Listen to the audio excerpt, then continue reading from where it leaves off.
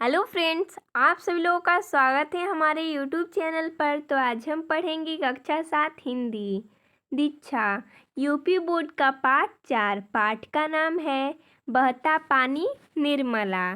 देखिए दोस्तों, हम इस पाठ का सभी प्रश्न उत्तर देखेंगे। तो प्रश्न है कुछ करने को से प्रश्न नंबर 1 है, यदि आपने बस या रेलगाड़ी से कोई यात्रा की हो तो यात्रा में लिए गए टिकट पर दी गई जानकारी तथा निर्देश को लिखें। देखिए, हमने यहाँ पर जो टिकट में दी गई होती है जानकारियाँ हमने यहाँ पर लिखा है, जैसा कि पीएनआर नंबर हो, गाड़ी नंबर, तिथि, किमी, वयस्क, बच्चे, टिकट नंबर, ये सब जानकारियाँ होती हैं। अगला प्रश्न है दूसरा, मैंने लौटने का शिव सागर पहुंचा। उपयुक्त अनुच्छेद को पढ़कर अपने सहपाठियों से पूछने के लिए 4 प्रश्न बनाइए। देखिए, हमने यहाँ पर 4 प्रश्न बनाया है। पहला प्रश्न है, लेखक ने लौटने का निश्चय क्यों किया होगा। दूसरा, लेखक को अंदाज से ही बीच के पक्के हिस्से पर गाड़ी क्यों चलानी पड़ रही थी। तीसरा, लेखक ने क्या देखा था। चौथा, लेखक शिव का सागर कैसे पहुंचा। इस जो अनुच्छेद दिया गया है इसको हमें पढ़कर 4 प्रश्न बनाना था, जैसा कि हमने यहाँ पर 4 प्रश्न बनाए हैं। अगला प्रश्न है, विचार और कल्पना से प्रश्न नंबर 1 है, आपने भी कोई न कोई यात्रा जरूर की होगी। उस यात्रा में कई प्रकार की समस्याएं आई होंगी। उन समस्याओं का वर्णन अपने शब्दों में कीजिए। तो देखिए दोस्तों, आप ये स्वयं कीजिएगा। अगला प्रश्न देखते हैं, 8 घंटा उस स्वर्ग न शयनी पर बैठे बैठे असमिया हिंदी और बांग्ला की खिचड़ी में लोगों को बताता रहा कि क्या करें। इन परिस्थितियों में लेखक के मन में क्या क्या भाव उत्पन्न हुए होंगे, स्वयं को उस स्थान पर रखते हुए लिखिए। तो इसका उत्तर हो जाएगा, इन परिस्थितियों में लेखक के मन में तरह तरह के भाव आ रहे होंगे। जैसे बाढ़ का पानी यदि ज़्यादा ऊपर आ गया तो, यदि यह नाव पलट जाएगी तो क्या होगा, क्या मैं अपने घर सुरक्षित लौट पाऊंगा, मोटरसाइकिल यदि रास्ते में खराब हो गई तो, इत्यादि इत्यादि।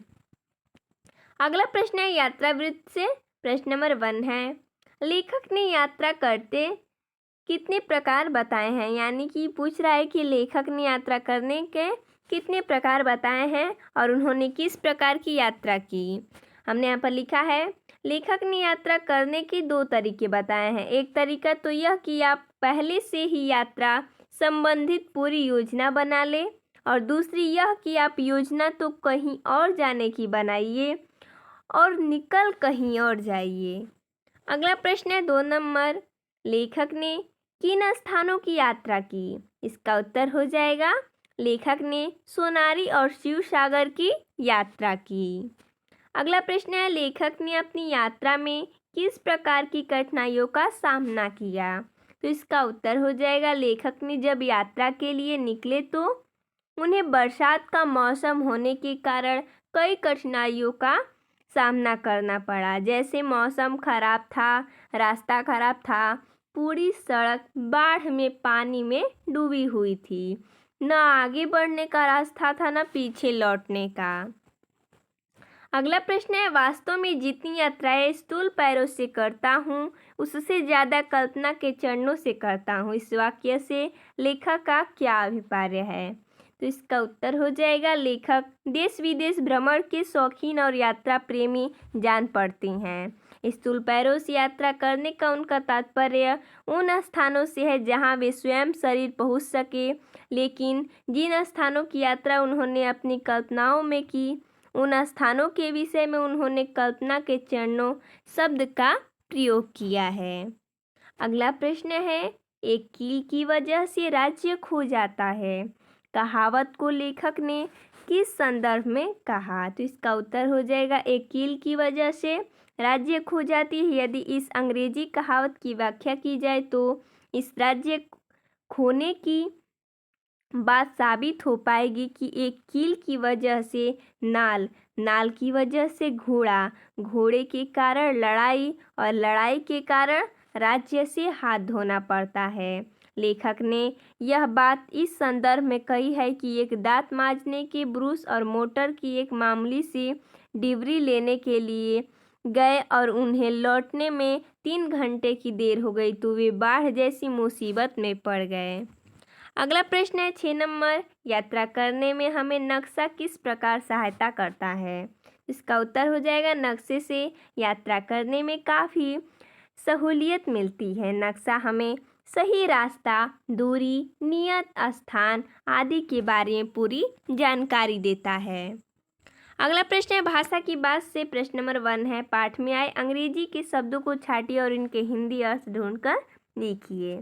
जैसा कि टिकट यानी कि अधिकार पत्र, होटल यानी कि भोजनालय या विश्रामालय, सीजन यानी मौसम, ब्रूश यानी दातुन, रिजर्व यानी आरक्षित, मोटर यानी अंतर, सीट यानी बैठने का स्थान, बर्थ यानी सोने का स्थान। अगला प्रश्न है 2 नंबर, एक कील की वजह से राज्य खो जाता है। यह एक कहावत है। ऐसी ही कहावतों को खोजिए और उनका अर्थ लिखिए। जैसा कि है, अकेला चना भाड़ नहीं फोड़ सकता, यानी कि अकेला व्यक्ति कोई बड़ा काम नहीं कर सकता। अगला है, आसमान से गिरा खजूर में अटका, यानी कि एक मुसीबत से निकले तो दूसरी आ पड़ी। अगला है, सूरदास की काली कमरी चढ़े ना दूजो रंग, यानी कि आदतें पक्की होती हैं, बदलती नहीं। आगे 100 सुनार की एक लुहार की, यानी कि काम को फैलाने की अपेक्षा एकदम कर डालना अच्छा होता है।